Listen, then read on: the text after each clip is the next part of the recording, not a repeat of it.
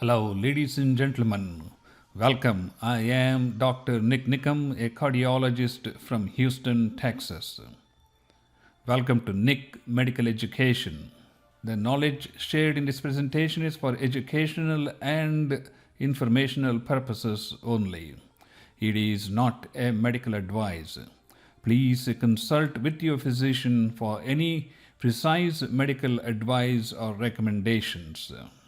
Please do subscribe to our YouTube channel. The topic today is heart disease among women. Is heart disease among women different compared to that among men?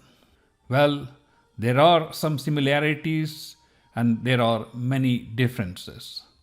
Let's take a deeper look into that.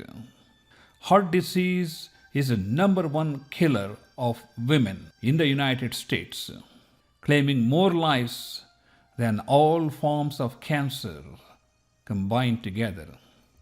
Heart disease is also number one killer among men in the United States. That is as far as the similarities go. Now let us look at some of the differences with reference to heart disease among women. Even though men and women share the same risk factors such as diabetes, smoking, family history, cholesterol, women respond differently compared to men.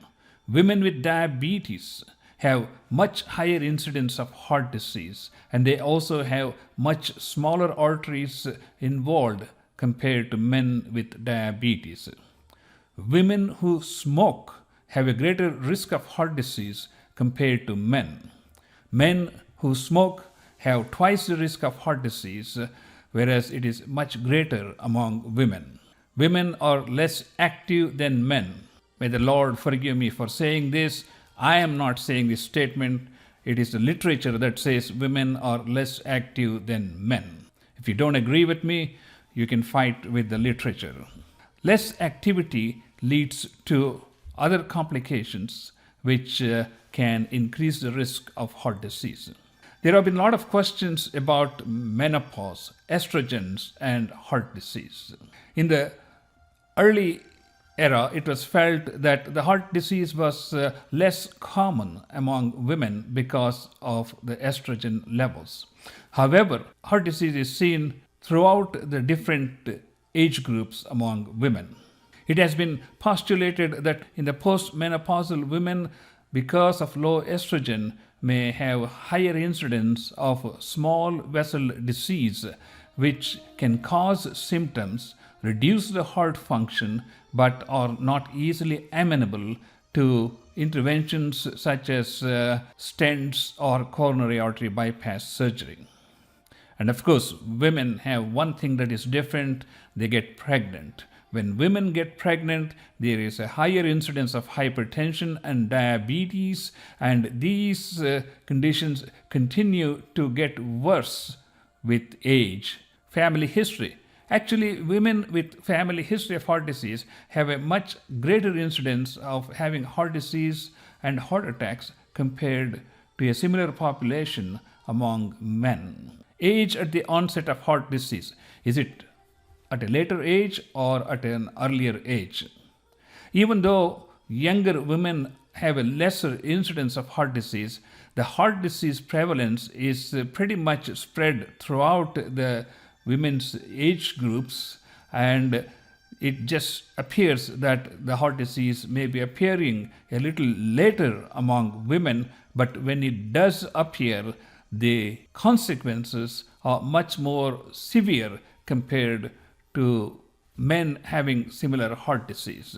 One of the startling differences between heart disease in men and women relates to the way women present with symptoms. Women presenting with heart attack generally do not have the classical crushing chest pain that we see in male counterparts. On the other hand, women may experience shortness of breath, backache, jaw pain, nausea, or extreme fatigue as the main manifestations of an impending heart attack. In 50% of the women, the classic symptoms of heart attack are not even seen when they present with a heart attack. And here's another interesting statistics. 64% of the women who die suddenly of coronary artery disease had no symptoms prior to the death. How about that? Because the women's symptoms are atypical, because their symptoms are vague, they are less likely to be taken seriously by the medical professionals, namely the primary doctors and the cardiologists. And it's time for the physicians to get more serious about women's atypical symptoms and take appropriate steps.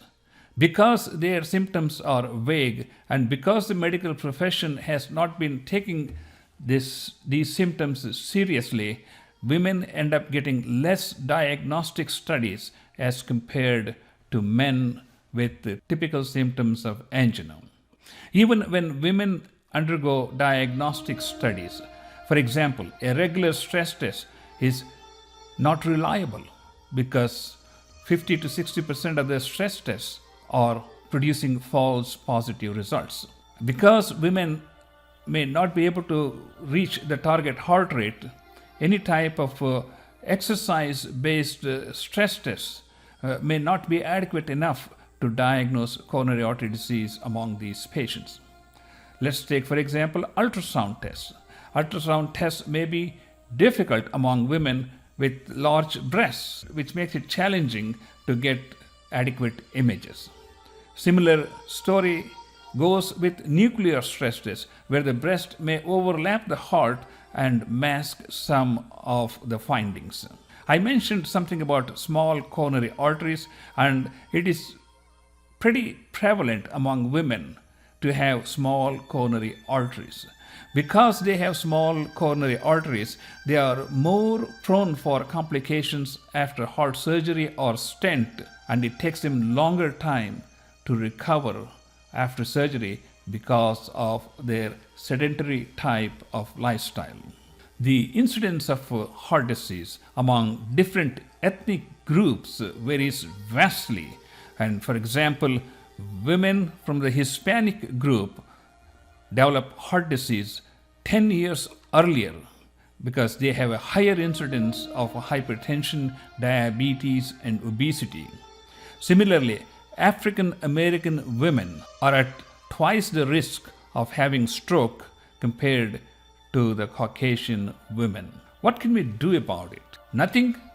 No, that's not an option. Women are exposed to the same risk factors as men. Women have much more significant coronary artery disease with the same risk factors compared to that with men. So, educating the physicians and patients is of paramount importance in improving the healthcare to women when it comes to heart disease. We should recognize that the risks are greater, not lesser.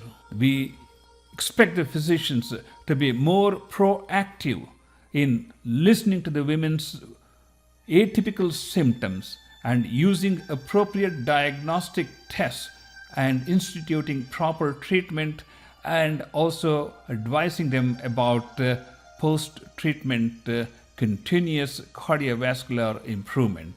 It is all about taking responsibility.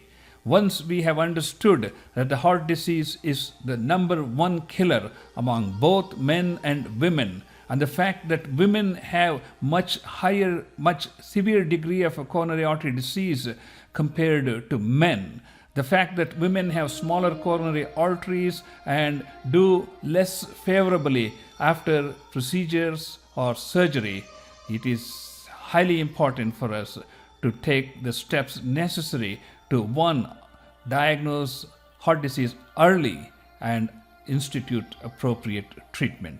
Just as we emphasize among men, it is important among women to emphasize proper diet, to emphasize exercise, to emphasize cessation of smoking, adequate control of blood pressure, adequate control of cholesterol, and blood sugar. Education is the most important fundamental thing to change our perception and take heart disease among women more seriously. American Heart Association has instituted very proactive steps to educate the medical professionals and also the public about heart disease among women. Support the American Heart Association. Go Red for Women and visit American Heart Association website.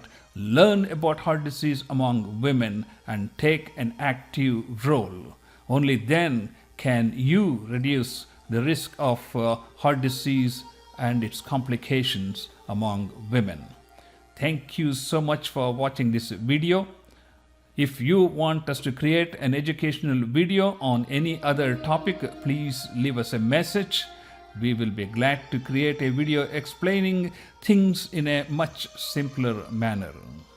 You can also visit Amazon.com and look at the books I have written on heart healthy lifestyle, stress-free lifestyle. And if you're stressed out too much, you can just browse through Nik's comedy. Laughter is the best medicine. Please check out our collection of more than 1,400 videos we have on our YouTube channel. Please share this information with your family and friends who could benefit with this knowledge. Stay tuned for our next presentation and please do subscribe to our YouTube channel. I am Dr. Nik Nikam.